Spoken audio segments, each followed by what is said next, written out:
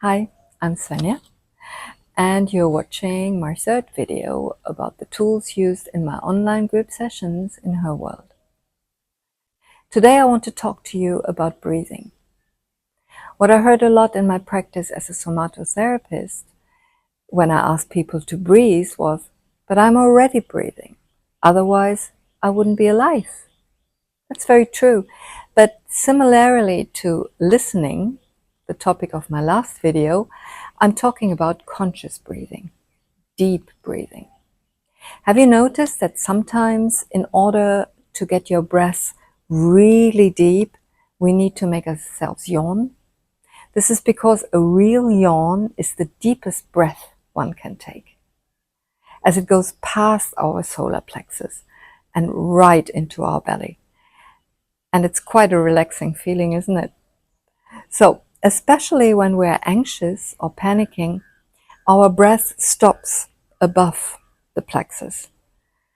And this can reinforce a sensation of anxiety as it becomes more difficult to breathe. So it's really a vicious circle that is in place at this moment.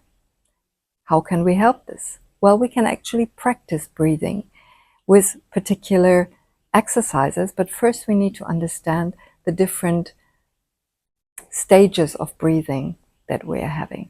One would be the clavicular breathing, meaning we are having a very shallow breath using only about 10% of our lung capacity. Then we have the thoracic breathing, which is really stopping above the plexus and which would be the most common way of breathing. Then, and that's the most desirable one, is the abdominal breathing. Now, abdominal breathing is deep breathing into your belly, and that is something that we cannot really maintain during a long period of time.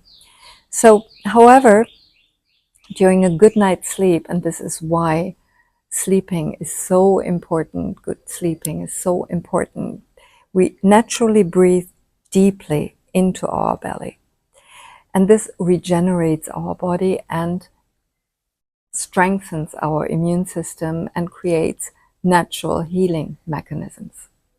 So it takes practice to use abdominal breathing in a more regular way during daytime also.